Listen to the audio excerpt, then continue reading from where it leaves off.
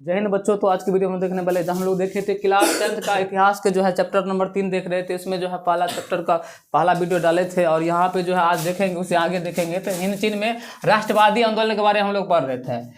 तो यहाँ पे ये सब पढ़ लिए थे हम लोग, उससे आगे पढ़ने वाले आज। तो ये सभी पढ़ लिए थे ना। अंकोर वाट का मंदिर कहाँ पे है बताओ? अंकोर वाट का मंदिर कहाँ पे है? कंबोडिया। हाँ ये सब पढ़े थे। हाँ ये सब पढ़े थे। आज यहाँ से पढ़ेंगे, ध्यान देना। यहाँ ये सब पढ़े थे। तो कौन कौन आया था यहाँ पे? कंपनियाँ, पुर्तगाली आया था, डच आया था, इंग्लैंड आया था, फ्रांस आया था, इस प्रकार आए थे यहाँ पे। लेकिन वहाँ पे प्रभुत्व कौन जमाया था? फ्रांस में। वहाँ पे जो फ्रांस का लोग थे ना, वहाँ पे प्रभुत्व जमा ले थे। वहाँ पे तब तक नहीं चलाया था, अरे बंद था तभी से। चलो ये सब पढ़े थे। हाँ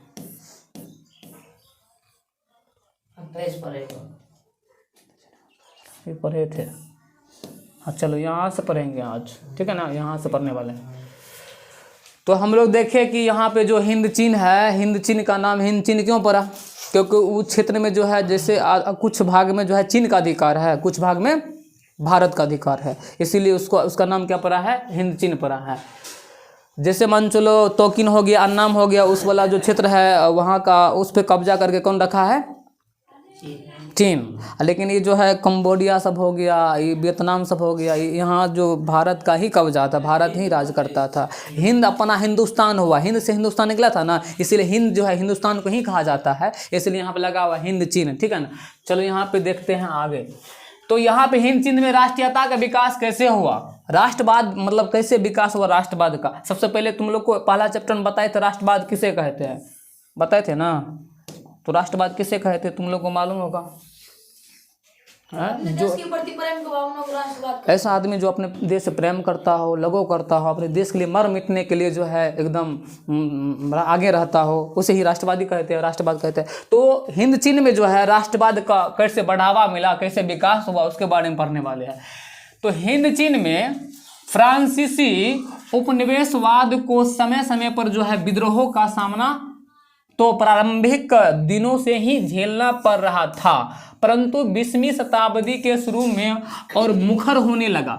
मतलब यहाँ पे जो फ्रांसीसी उपनिवेश मतलब बड़ा बड़ा जो फैक्ट्रियाँ खोले थे वहाँ पे हिंद चीन में, तो वहाँ पे विद्रोहों का सामना करना पड़ता था। क्योंकि अगर मान चलो कोई कंपनी बिना बुलाए आ जाए तो वहाँ विद्रोह नहीं करेगा। वहाँ के लोग काफ़ी विद्रोह कर रहा था, मतलब शुरू से ही क्या कर रहे थे? विद्रोह कर रहे थे, और विद्रोह को झेलना पड़ रहा था इस कंपनी को, मतलब उपनिवेशवाद यहाँ फ्रांसीसी कंपनी को।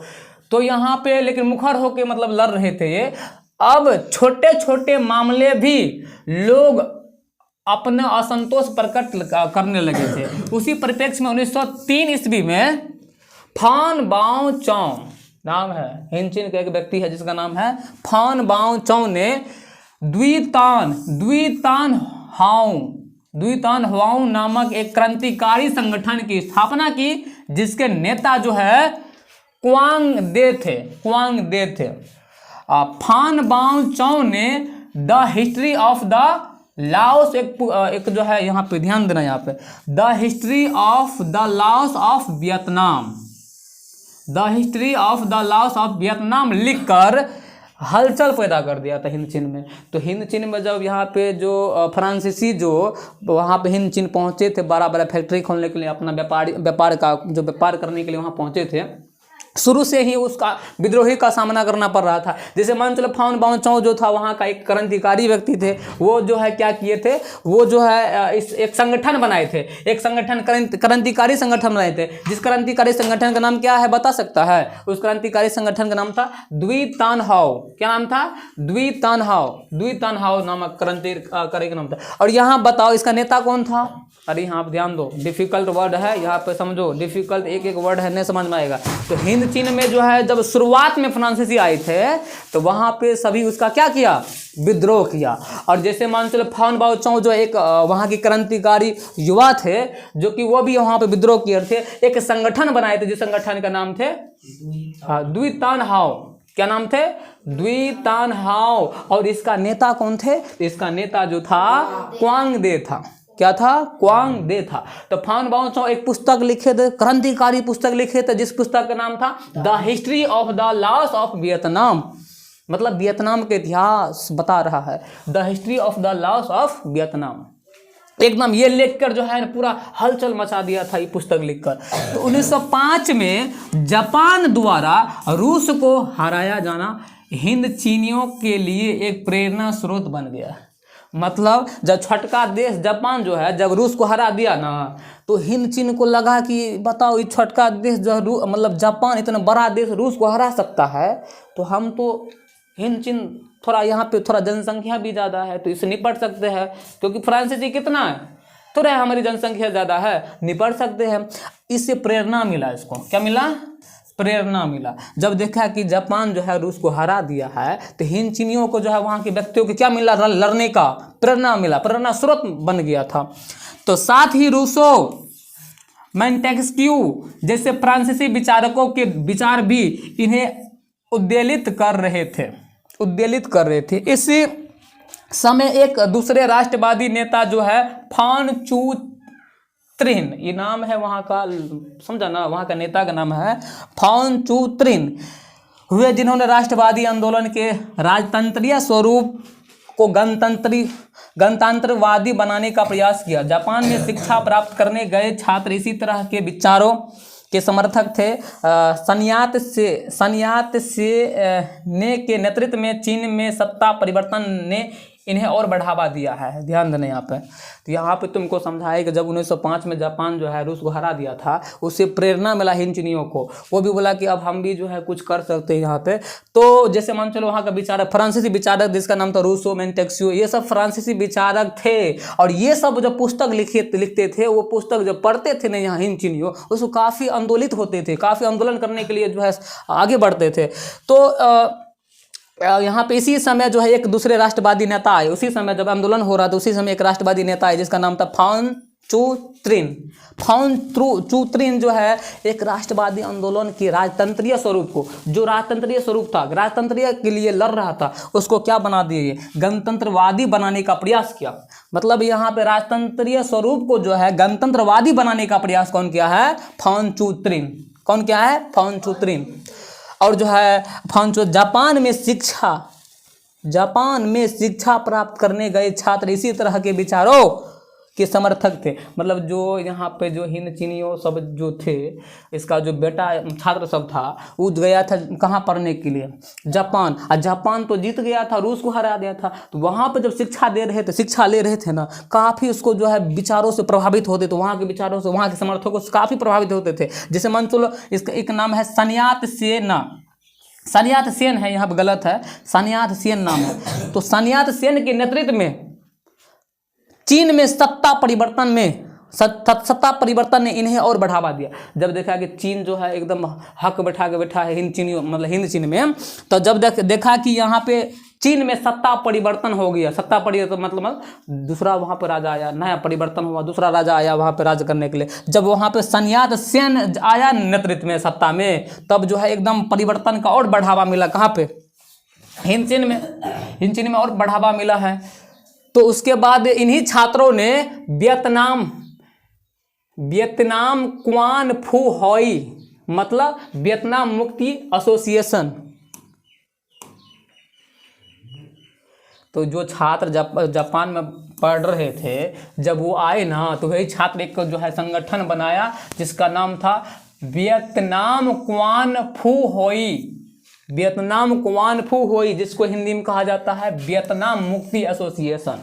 वियतनाम मुक्ति एसोसिएशन की जो स्थापना किया छात्रों ने मिलकर। हालांकि हिंद चीन में प्रारंभिक राष्ट्रवाद का जो विकास जो है ना, कोचीन में हुआ था, अन्ना में हुआ था, तोकिन जो है ये शहरों में जो है शहरों तक ही क्या थे? सीमित थे। मतलब राष्ट्रवाद का जो विकास हुआ था जो हिंद चीन में, वो कहाँ हुआ था? कोचीन में, अन्नाम में, तोकिन में, ये बड़े बड़े शहरों में हुआ था, पूरे वहाँ पर सीमित शहरों में हुआ था। परंतु जब प्रथम विश्व युद्ध हुआ, तो इन्हीं प्रदेशों के हजारों लोगों को सेना में क्या कर दिए गए? भर्ती कर दिया गया। मतलब जब प्रथम विश्व युद्ध हो रहा था तो यही जो इन्हीं प्रदेश के जितना भी मतलब हजारों लोगों थे उसको किस में भर्ती कर दिए, सेना में भर्ती कर दिया गया, और हजारों मजदूरों को बेगार के लिए फ्रांस ले जाया गया। मतलब यहाँ पे जब फ्रांसीसी जो यहाँ पर रह रहे थे हिंद चीन में, तो हिंद चीनियों को जैसे कुछ यहाँ पे जो हजारों लोग थे उसमें सेना में भर्ती करके एकदम लड़ा रहा था प्रथम विश्व युद्ध में, और जो है यहाँ पे जो मजदूर थे उसको ले गए कहाँ खटाने के लिए, फ्रांस ले गए बेगार खसा, बिना रुपया का खटो तुम, फ्रांस ले गया खटने के लिए। यहाँ की सैनिकों को युद्ध की प्रथम पंक्ति में रखा जाता था। बात समझो, मतलब यहाँ फ्रांसीसियों इतना मतलब कि मतलब यहाँ ऐसा था कि जो सैनिक होते थे जो हिंद चीनियों को ले गया था, जैसे हजारों लोगों को जो सैनिक बनाया था ना, वो प्रथम विश्व युद्ध में जो लड़ने गया था, तो सबसे पहला पंक्ति में किसको रखते थे, हिंद चीनियों को रखते थे। पहला पंक्ति को ज़्यादा चोट लगता है, पहले वार करता है तो पहला पंक्ति को लगता है, इसीलिए पहला पंक्ति में किसको रखते थे, हिंद चीनियों को रखने का काम करते थे। अतः मारे जाने वाले में उनकी संख्या ज़्यादा होती थी, ज़्यादा यहाँ पे लड़ते थे ना प्रथम विश्व युद्ध, जो मारे जाते थे ज़्यादातर कौन मारे जाते थे, हिंद चीनियों मारे जाते थे। इन सब बातों की प्रतिक्रिया हिंद चीनियों लोगों पर हुई, सब बात समझा हिंद चीन कि हम ये देखो तो हमारे साथ शोषण कर रहा है, हमारे हजारों लोगों को लेकर जो है सेना भर्ती करके जो है मरवा रहा है, हमारे हजारों मजदूरों को बेगार खटवा रहा है, इसके लेकर जो है हिंद चीनियों में जो है एकदम जो वहाँ पे प्रतिक्रिया बातों मतलब बात समझ गया है, आंदोलित करने के लिए जो है एकदम प्रारंभ कर दिया था। 1914 ईस्वी में ही देशभक्तों ने एक वियतनामी राष्ट्रवादी दल नामक जो है संगठन बनाया। मतलब वहाँ का जो राष्ट्रवाद जब भड़का ना, वहाँ का जो देशभक्त था, वो देशभक्त एक राष्ट्रवादी दल बनाया, जिस राष्ट्रवादी दल का नाम था वियतनामी राष्ट्रवादी दल। तो वियतनामी राष्ट्रवादी दल बनाया गया, जिसका पहला अधिवेशन जो है कैंटन में हुआ। अधिवेशन मतलब वहाँ पे एकदम वहाँ पे सब गोटे आओ मिलजुल के बात करते हैं। तो पहला जो अधिवेशन हुआ ना यहाँ पे वियतनामी राष्ट्रवादी दल का, वो कहाँ पे हुआ था, कैंटन में हुआ था, कैंटन में। लेकिन सशक्त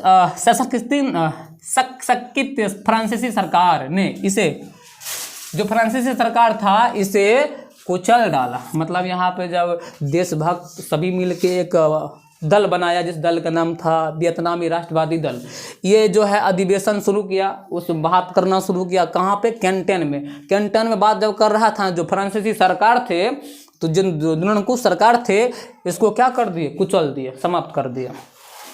दूसरी तरफ जनता की हालत जो है ना निरंतर जो है क्या हो रही थी, दयनीय होती जा रही थी। हिंद चीन के कृषि उत्पाद व्यापार, मत्स्य व्यापार पर जो है नियंत्रण था। मतलब सारे चीन, यहाँ पे कुछ भाग में फ्रांसीसियों का काफ़ी अधिकार था। फ्रांसीसी और चीन दोनों मिलकर जो है हिंद चीनियों को लूट रहे थे, शोषण कर रहे थे। जैसे मान के चलो यहाँ पे चीन का जो हिंद चीन वाला जो भाग है ना, हिंद चीन वाला जो जितना भी भाग जहाँ पे कृषि होता है, कृषि उत्पाद हुआ, व्यापार हुआ, मत्स्य व्यापार हुआ, ये सारे पे नियंत्रण किसके होते थे, चीन के नियंत्रण होते थे। ये सारे नियंत्रण किसके होते थे, चीन के नियंत्रण होते थे। फिर भी ये मुख्य राजनीतिक जो है मुख्य राजनीतिक से अलग रहते थे।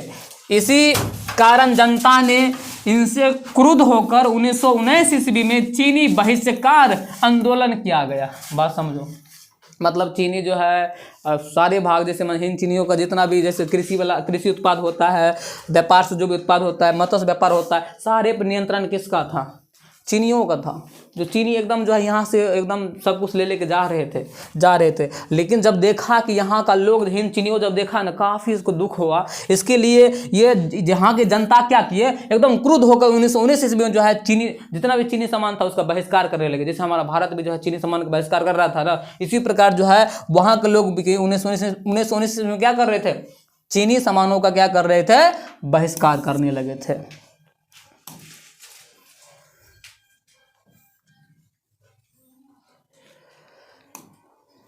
तो हिंद चीन में फ्रांसीसी प्रभुत्व, तो हिंद चीन में जो है फ्रांसीसी प्रभुत्व की स्थापना के साथ ही साथ साथ ही शासन व्यवस्था पर ध्यान दिया गया। हालांकि कोचीन ही सीधे फ्रांसीसी प्रशासन में था, जबकि अन्य 4 प्रांत जो थे ना, जैसे तोकिन हो गया, अन्नामी हो गया, कंबोडिया और लाओस में पुरातन राजवंश ही कायम रहे थे, जिसके लिए रेजिडेंटों की नियुक्ति होती थी। प्रथम विश्व युद्ध के बाद प्रशासन में कुछ उदार नीतियां अपनाई गई। कोचीन के लिए एक ध्यान देना, यहाँ पे जो है जब हिंद चीन में जो है फ्रांसीसी प्रभुत्व स्थापना हुआ, फ्रांसीसी शासन स्थापना हुआ, तो जो फ्रांसीसी थे उसका जो प्रशासन अधिकार था वो कोचीन में था। जो वहाँ पे कोचीन एक मतलब शहर है वहाँ पे था। लेकिन जो 4 प्रांत थे तोकिन, अन्नामी, कंबोडिया, लाओस, यहाँ पर उसका अधिकार नहीं था। पुरातन व्यवस्था ही यहाँ पर चल रहा था, राजा ही यहाँ पर शासन कर रहा था। तो यहाँ पे जब प्रथम विश्व युद्ध हुआ ना, तब प्रशासन में कुछ परिवर्तन हुआ, प्रशासन को कुछ बदला। जैसे कोचीन चीन के लिए एक जो कोचीन जो है चीन के लिए एक जो है प्रतिनिधि सभा का गठन किया गया। कोचीन में जो है चीन जो है ना, कोचीन में एक प्रतिनिधि सभा का क्या किया, गठन किया। चीन जो है कोचीन में प्रतिनिधि सभा का गठन किया और उसके सदस्यों के निर्वाचन की व्यवस्था की गई थी। साथ ही असैन्य प्रशासन स्थानीय लोगों को महत्व दिया जाने शुरू कर दिया हुआ। कुछ हद तक राजघरानों ने भी अपने प्रशासनों में सुधार का प्रयत्न किया, परंतु इन नाम मात्र के सुधारों से जनता संतुष्ट नहीं हो सकती थी। इन्हीं परिस्थितियों में 1917 ईस्वी में न्युगुन आई नाम है पूरा, समझा, न्युगुन आई क्वाक जिसको कहते हैं हो चिन मिन नामक एक वियतनाम छात्र ने पेरिस में ही समवादियों का एक गुट बनाया। बाद में ही हो चिन मिन शिक्षा प्राप्त करने मॉस्को गया। संवाद, ध्यान देना एक बार यहाँ पे, मतलब यहाँ पे बताएं है कि जो चीन था वो जो है हिंद वहाँ पे जो है एक प्रतिनिधि सभा बनाया हिंद चीन में। उसका सदस्य जो है एकदम निर्वाचन कर रहा था, मतलब वोट देकर निर्वाचन कर रहा था। तो वहाँ पर वोट देने में जो है जो भी असैन्य प्रशासन थे, मतलब कि जो भी वहाँ का लोग थे, जनता थे, वो एकदम जो है वहाँ वोट कर रहे थे। वहाँ के जितना भी बड़े बड़े लोग थे वो भी अपने प्रशासन के साथ सुधार भी कर रहे थे, वहाँ की जनता भी वोट कर रहे थे। लेकिन वहाँ की जनता काफ़ी संतुष्ट उससे नहीं थे। इन्हीं परिस्थितियों को देखकर जो है वहाँ की जनता जो है 1917 ईस्वी में न्युगुन आई क्वाक, मतलब जिसको कहते हैं हो चिन मिन एक छात्र थे। वो छात्र जो है वियतनाम के छात्र थे, जो कि कहाँ पे पढ़ रहे थे, पेरिस में। पेरिस जो है कि लंदन में अपन तैयारी कर रहे थे। वहाँ पे संवादी गुट बनाया और गुट के प्रयास से जो है ये चाहते थे कि अब हिंद चीन को एकदम स्वतंत्र करे फ्रांसीसियों से। तो यहाँ पे हो चिन मिन जो काफ़ी प्रयत्न किया कि हमारा यहाँ पे हिंद चीन है उसको क्या हो जाए, स्वतंत्र हो जाए। तो हो चिन मिन यहाँ पे समझ लो, हो चिन मिन जब मॉस्को गया, मॉस्को में जो है संवादी से प्रेरित होकर, पहले कहाँ था हो चिन मिन, पहले पेरिस में था, तैयारी कर रहा था, वहाँ पे संवादी गुट बनाया। उसके बाद जो है ये जो है कहाँ गया, मॉस्को गया। मॉस्को में जो है संवादी से प्रेरित होकर 1925 में वियतनामी क्रांतिकारी दल बनाया। मतलब वियतनामी क्रांतिकारी दल वहीं बना लिया, गठन किया। साथ ही क्रांतिकारियों के सैनिक प्रशिक्षण की व्यवस्था कर ली गई। अंततः 1930 में वियतनाम के राष्ट्रवादी गुटों को एकजुट कर वियतनाम कांग सान दे अर्थात वियतनाम कम्युनिस्ट पार्टी की स्थापना की, जो पूर्णतः विचारों पर चलने वाली पार्टी थी। नहीं, ध्यान देना, पहले पेरिस में था, तैयारी कर रहा था। उसके बाद ये निकला मॉस्को निकला। तो वहाँ पे संवादी लोग से प्रेरित होकर ये जो है 1925 में एक दल बनाया, जिस दल का नाम था वियतनामी क्रांतिकारी दल। और वो दल जो है उसका कार्यकर्ता जैसे सैनिक प्रशिक्षण, जितना भी लोग थे ना उसमें, जो जितना भी सदस्य थे उसको सैनिक प्रशिक्षण यहाँ पे प्रशिक्षण दे रहे थे, एकदम सिखा रहे थे। 1930 में वियतनाम के राष्ट्रवादी गुटों ने जो है, जितना भी राष्ट्रवादी गुट था वियतनाम का सब एकजुट हुआ। एकजुट होने के बाद जो है वियतनामी कांग सान तू मतलब अर्थात वियतनामी कम्युनिस्ट पार्टी बनाई। जितना भी वहाँ पे सदस्य थे उसका, ये जो है वियतनामी क्रांतिकारी दल का सदस्य थे, वो एक पार्टी बनाई जिस पार्टी का नाम क्या था, वियतनाम कम्युनिस्ट पार्टी की स्थापना किया, जो कि काफ विचारों पर चलते थे, कम्युनिस्ट विचारों पर जो है चलने का काम करते थे यहाँ पे, मतलब कि समाजवादी विचारों पर चलने का काम करते थे।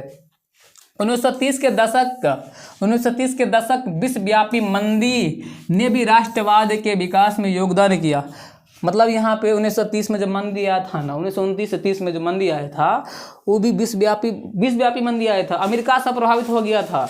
तो यहाँ पे राष्ट्रवाद को बढ़ावा जो मिला है ना, ये विश्वव्यापी मंदी से भी मिला है, जो कि यहाँ पे कुछ यहाँ पे क्या दिया, हो चिन मिन के बारे में दिया हुआ, यहाँ पे देख लेते हैं। जोगुनियन क्या है, जोगुनियन आई ने अनामी दल की स्थापना की थी। यह पार्टी पूर्णतः मास्को के कैंटेन से प्रभावित थी और आतंकी विचारों वाली पार्टी थी। मतलब यहाँ पे जेंगुन आई ने अनामी दल की जो स्थापना किया था ना, ये एक पार्टी जो है मॉस्को में जो कैंटीन से प्रभावित होकर जो आतंकी विचारों का मानने वाला ये पार्टी थी, जो कि यहाँ पे है। उसके बाद यहाँ पे बताएं कि 1930 में जो विश्वव्यापी मंदी आया था, यहाँ से भी राष्ट्रवाद को बढ़ावा देने का योगदान मिला है। जैसे राष्ट्रवादी विश्वव्यापी मंदी में क्या हुआ, चावल, रबर आदि के दाम जो है ना काफ़ी क्या हो गए थे, गिर गए थे। सभी का जितना भी यहाँ पे फसल थे, जितना भी जैसे चावल, गेहूँ, जो रबर, सभी का दाम क्या हो गए थे, गिर गए थे। हिंद चीन में बेरोजगारी जो है ना बढ़ती जा रही थी।